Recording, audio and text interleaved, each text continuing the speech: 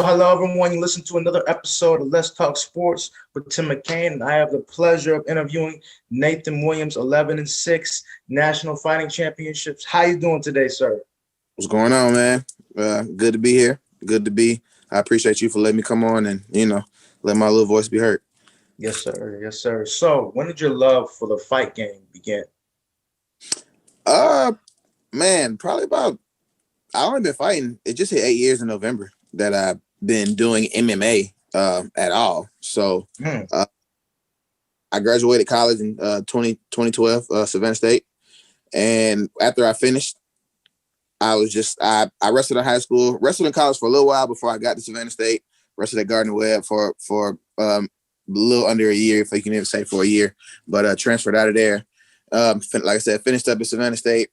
And when I graduated, I just was like, man, I want to do something. I want to compete. I knew I was far removed from the Olympics because I hadn't wrestled competitively in a couple of years. So I was just like trying to find the next best thing. And MMA just was it. I literally Googled, was sitting at my mom's house. I literally Googled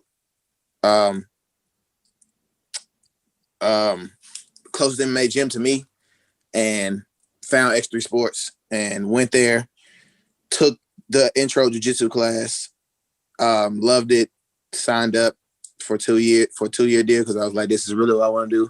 Signed up, 2-year membership, and now we're here.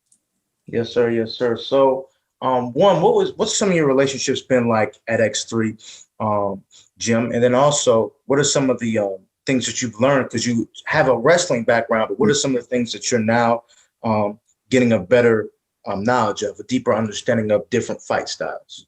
X3 Sports, best gym on this side of the Mason-Dixon line. They taught me everything. I mean, like I came with a wrestling background, got third in state my senior year. So I had some decent accolades, wrestling accolades. Decent, not real stellar, but decent accolades. And but they just, like, I'm a brown belt in jiu-jitsu now. So I've been at X3 for 8 years, so I've learned everything from striking to jiu-jitsu to transitioning from wrestling, putting everything together from wrestling to striking to ground game, making my, I call it American jiu-jitsu, my style, because I know jiu-jitsu, but I also incorporate a heavy dose of American wrestling, American folk style wrestling with it. So therefore I merged the two names together. I mean, I'm probably not the creator of it, but American jiu-jitsu is more of my style of jiu-jitsu. So X3 has, taught me my basis. But my brother, my brother, formerly known as Jermaine Burgess, now Rahman Ali, one of my sponsors, his gym, A Fighter for Life. I actually started, before I even went to X3, I started just boxing because I was like, oh, I'm Floyd Mayweather. I'm trying to make the money. I'm trying to have, I'm trying to be million. Everybody want to be Floyd. So I came in and I started boxing. Still, once again, knew nothing. Had been in 2 fights my whole life, and the last one was like middle school.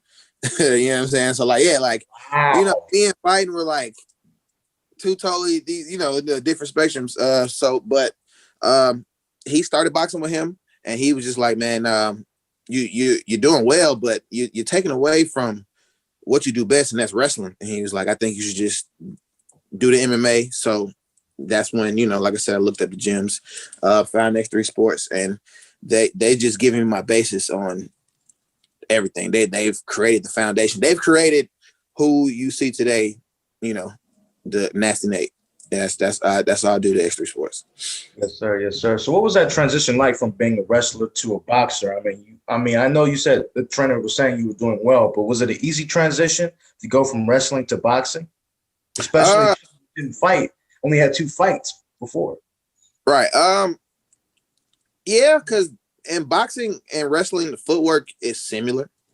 Not the same, but similar. Footwork is footwork. So once you are able to understand, the simple nuances and how to change it from wrestling to boxing, it became pretty pretty easy to grasp. The biggest thing is just the hands, the pugilistics. Yeah. You know what I'm saying? Learn the hands. And like I said, I was with him for maybe like a couple months before I started MMA. So it wasn't like I had taken a fight or had just been training so long.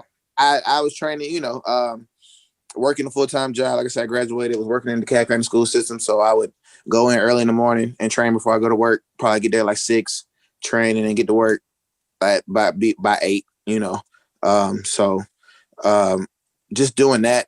And that is how it kind of evolved. So I was boxing a little bit. So when I got to X3, I knew the basics of boxing, all the punches and the defense. I knew what they were and how to make it at least look like I knew what it looked like. But X3 honed it all in. Wow. Okay. So out of all the fighting styles, so I know wrestling probably is your favorite, but what's the next fight style that you prefer? Jiu-jitsu, boxing, striking? Like, what are some of the things that you enjoy? What's the second? Jiu-jitsu. Yeah. I love jiu-jitsu. I'm working on getting my black belt. There's some guys who actually started with me on the jiu-jitsu journey, and they've gotten their black belts. I took a year off because I'm a firefighter now, so I was in firefighter academy for a whole year, so that kind of delayed, my jiu-jitsu journey as a black belt, but it's still coming. So jiu-jitsu, man. I'm a firm believer. Any fight, anywhere, in the streets, they throw a few punches, and then guess what happens? Where do they go? To the ground. They go on the ground. They go on the ground. Yeah. And so just knowing how to hold your own on the ground in a life or death situation, you know what I'm saying? Like is key, is pivotal. And anybody can get a lucky punch. Like everybody going to the fight has a puncher's chance. Right. But can't everyone force another man to his own will, make him submit. You know what I'm saying? Like that's a whole nother art. When you make another man tell you, hey, bro, let me go. Don't kill me. Because that's essentially what tapping is. You know what I'm saying? Tapping is saying, hey, man, don't kill me. Because if we were in a life or death situation, you will continue to squeeze my throat until I can't breathe anymore and I die.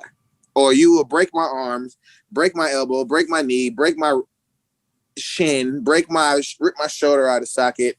You will do all these different things to me. So, bro, please don't maim me. Please don't kill me. You got it. Wow. So just listening to you as a fighter, like, how does that feel? You know what I'm saying? Like when a fighter has to, tap so he doesn't get injured, like he's got to submit. How does that feel as a fighter that basically, like you said, in a life and death situation, you're submitting? How does that feel like as a man and as a fighter? I'm a Leo. I'm probably, if you look up the definition of a Leo, you probably see my picture right there. I'm the epitome of, I mean, I am, it boosts my ego. I mean, you caught one for the first time? You know what I'm saying? Like, it feels like that every time. You know what I'm saying? Even like in training, you may just be not anything malicious, just rolling light or rolling with a lower belt or, just training, and you get a couple submissions, and those submissions, even though you're like, yeah, you're a white belt, I'm a brown belt, or you're a blue belt, whatever the case, I'm supposed to submit you, but just in your head, when you get those submissions, it still feels good. Everyone still fit. You can submit the guy 20 times in 5 minutes, and all 20 of them submissions, you're going to feel really good about. Every time you're going to be like, oh my God,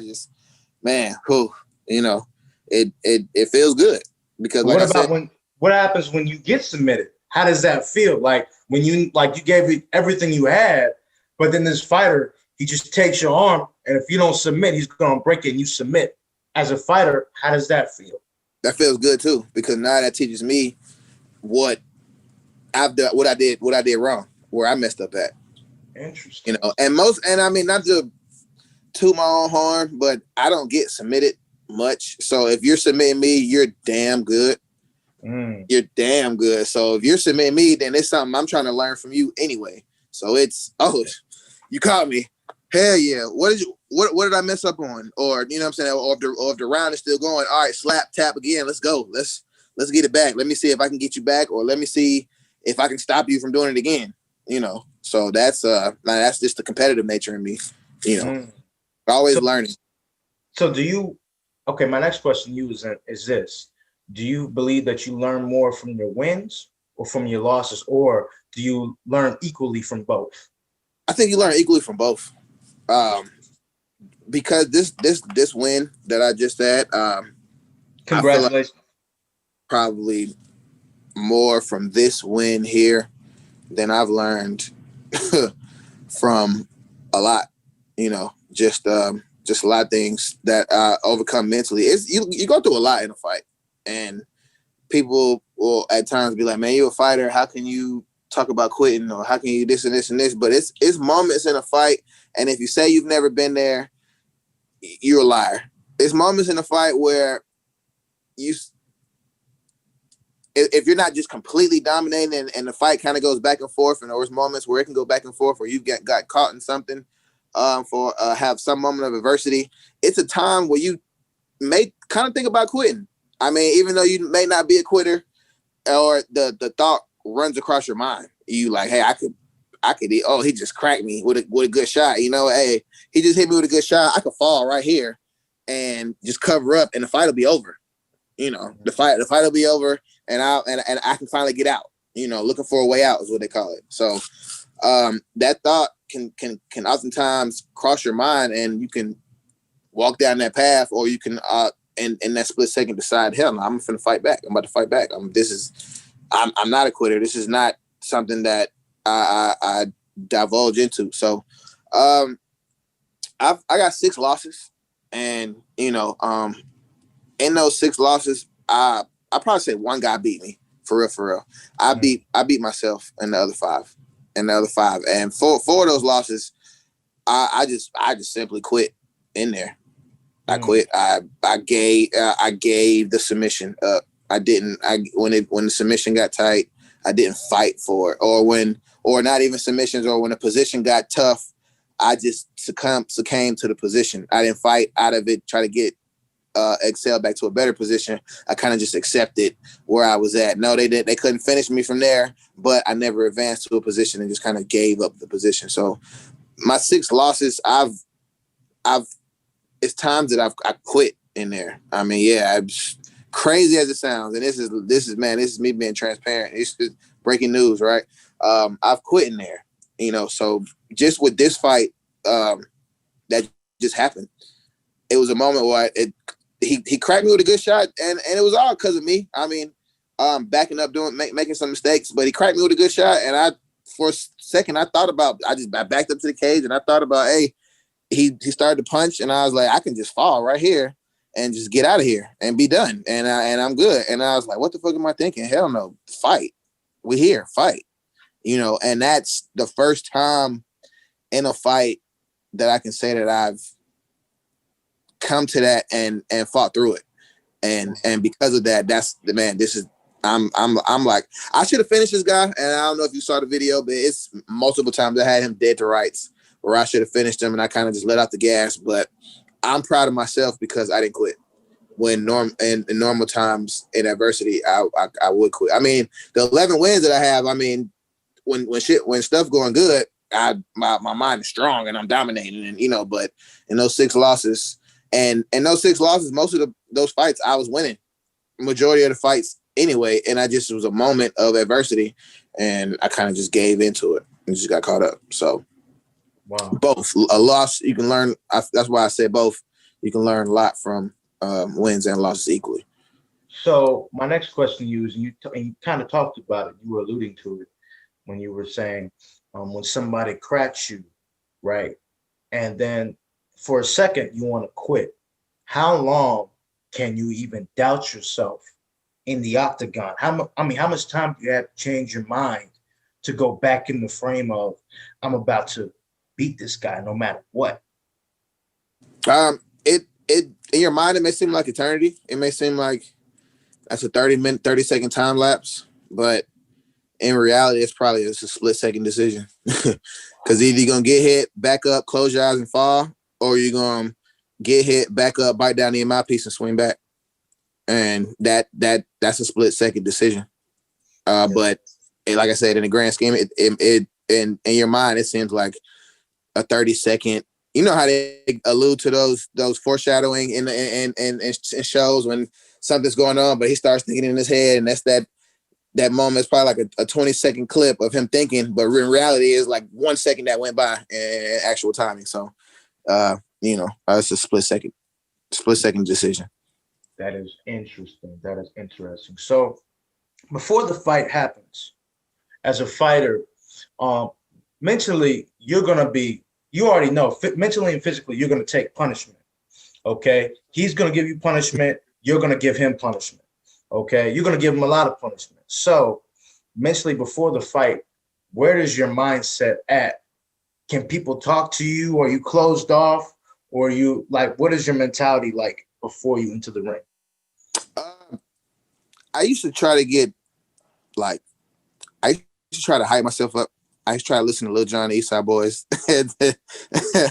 I'm class of 05, so back then that was my era, the crunk music era. So I was Lil Jon, East Side Boy. I would try to get like stupid hype, and my coach would always. This is amateur days. My coach would always just calm me down, and he broke it down to me. He was like, "Man, you got probably over 3,000, 4,000 wrestling matches." He was like, "Did you ever have to get hype and jump up and down and get angry before a wrestling match?" And I'm like, "No, I just went out there, chilled, kicked it, and competed very well." He was like, "Exactly. So why change up anything now? Go out there, stay relaxed, stay calm, stay cool, but execute." So now, in the locker room, people, and we, we had to share locker rooms with, other fighters on the card. People think, you would think it's a party back there. I mean, not like a celebration we dancing in, but man, we're back there laughing, making jokes, talking trash.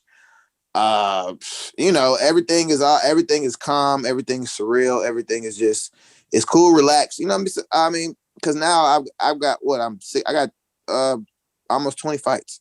You know what I'm saying? I got 17 fights now. So we've done this a lot. You know what I'm saying? This is rinse and repeat.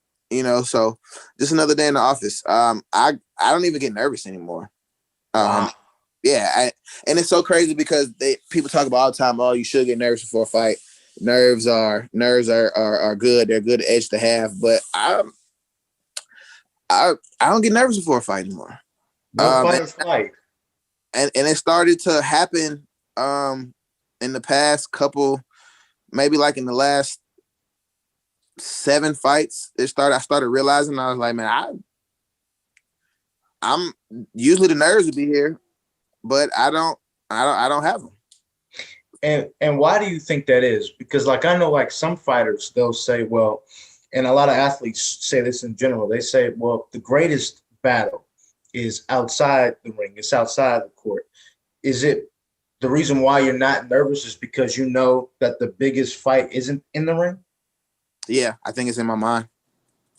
If anything, my biggest fight is my mind. When my mind is strong, I'm a savage, man. I not even to my own horn, but it's time for that because it's time to make that run to the UFC 2021. So when my mind is where it needs to be, I'm a savage, man. There's nobody that can beat me. I beat myself, but when my mind is not there, then I'm able to be compete. I'm on an equal level with everybody else. But when my mind is strong, I don't think it's a 45er out there alive that, when I'm on my game, when I'm on, I'm on. But when I'm off, when you're off, well, my mind ain't there, and I'm not crazy, but just like I said, just fighting is mental, man. Yes, agreed. It's way more mental than people understand, and the only difference that makes the average Joe, not the average Joes, but the only difference that makes the guys who tread the line and just do well versus the champions is the mentality. I agree. That's it. Agree. So mentally, what are some of the things? Because you say you have the strong, and everybody has that, of course, the strong moments, and then you have the weak moments. What do you do when you're in those weak moments to build yourself up to have that strong mind once again? Shout out to my boy Daniel Levy. He put me on just like motivational podcasts, motivational speakers, Tony Robbins, Eric Eric Thomas? Eric Thomas, Yes. just different different podcasts, different things to listen to of that, and just listening to that every day, keeping it in your mind, instilling that in your mind, just to have those thoughts, those positive thoughts of affirmation, always going. So just that thinking, like I said, it takes a split second. So whatever you fill your mind with, whatever that's in those moments, that's what you're gonna think about. That's what you're gonna rush to. So boom, I thought about, oh no, I'm great, I'm awesome, I can do this, I can, we've been through worse than this, we've put the work in, I've done all the necessary preparations that need to be done. So there's no reason to quit. There's no reason to feel bad, get down on yourself. Yeah, mistakes happen. You get caught in a situation, adversity happens, but it's a fight, Exactly. So you work on defense as well. So do what you need to do, defend, get back to a good position, and get back on your game. Exactly. Exactly. So what is success to you, Nathan Williams, in the octagon and outside? And also, when it comes to success, how does someone get to a level of success? I think success, I feel like I have some type of success outside. Like I said, I have a career outside of fighting. I'm a firefighter. And that I'm able to take care of my family with my two boys, my wife. My oldest son he'll be 4 in March, but he looks up to me. He's my twin, and he always talks about he wants to be a firefighter. I want to be a firefighter like you, Daddy. So I think that's a level of success right there. Just being able to have something for myself and for my family. A career that I love. I love being a firefighter. I've only been in that field for 8 months. But I've been in the Cat Fire Rescue for almost 2 years. So I can honestly say I love being a firefighter. But success inside the octagon, I mean, of course, I'm setting goals. So you got your goals that are to the top that you reaching for. You set those up there, but you also got to put some intermediate goals, to gauge your progress, and to give you some confidence on achieving those as well. So my first goal now, I'm on a 2-fight win streak, get on a 5-fight win streak, get 13-6, 13-6, 5-fight win streak before the summertime. I don't see why not.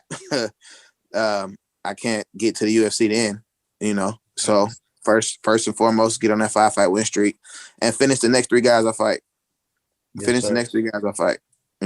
I got 1 finish, 1 decision. That's cool. The decision was dominant, but now it's time to finish everybody else and show that I'm not even and show what I already know, that I'm not even on the same level as these guys locally. So it's time to call me. Why? Because I'm starching these guys. So now it's time for these next 3 fights. Go out here, starch these guys, get 13-6, get on a 5-fight win streak, get the call to the UFC, and then boom, those are goals accomplished. And then once I get to the UFC, then the whole journey starts all over. Now it's time to get on a UFC win streak. Then we get on the UFC win streak, get into the top 10, and get into the top 10. Then, of course, chase that belt. Chase becoming the GOAT, one of the greatest fighters of all time. So. Yes, sir. Yes, sir. So if somebody looked at you and some kid, boy or girl, and they were like, what do I need to become successful? What would you tell them? Drive, determination, and a never quit attitude. Because just because something is for you doesn't mean it's going to be easy.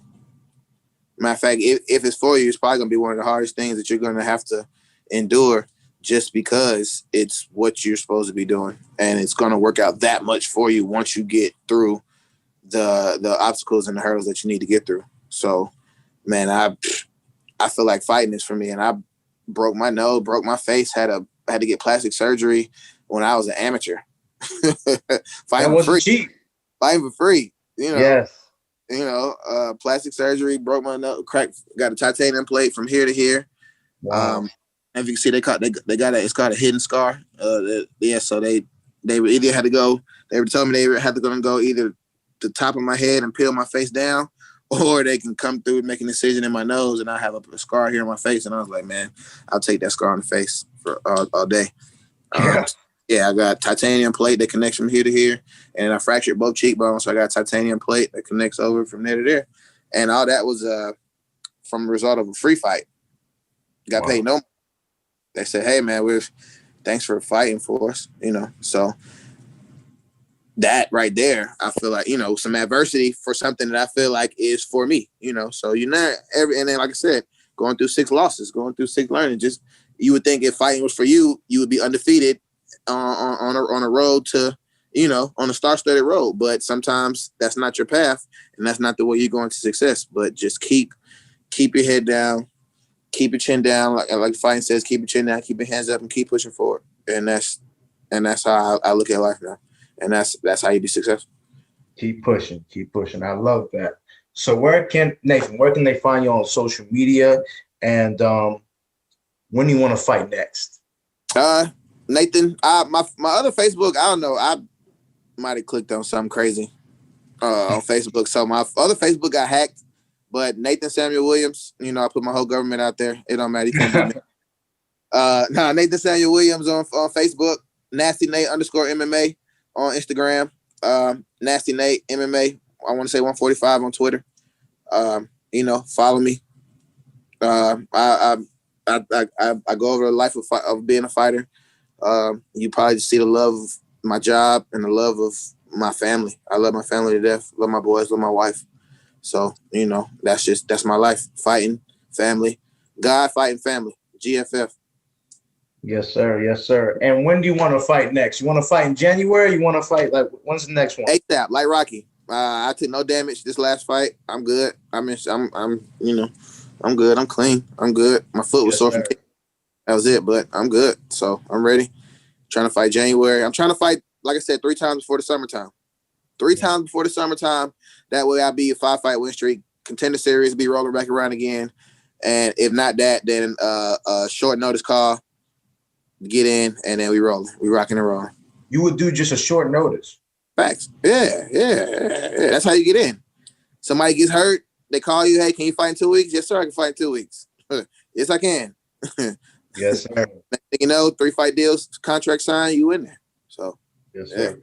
Well, thank you very much, Nathan. I really appreciate your time, and best of luck. I cannot wait to see what you do in the octagon next. Appreciate you, brother. Yes, sir. Appreciate you. Hey, man, thank you, Nathan.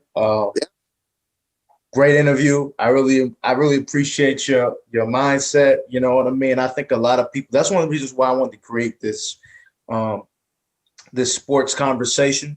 To me, it's not just about sports. For me, it's about motivating people and inspiring people.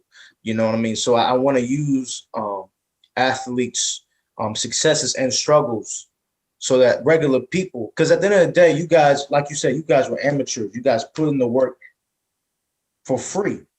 Sometimes that's what regular people need to do to be great. So this Let's Talk Sports with Tim McCain is just deeper than the fight game, because it's about the people. It's about who you are as a person and how to overcome situations. So I definitely appreciate what you were saying, because I think a lot of For sure. Appreciate you for having me, man. Absolutely, man. You have a blessed day, brother. Yeah, you too, man.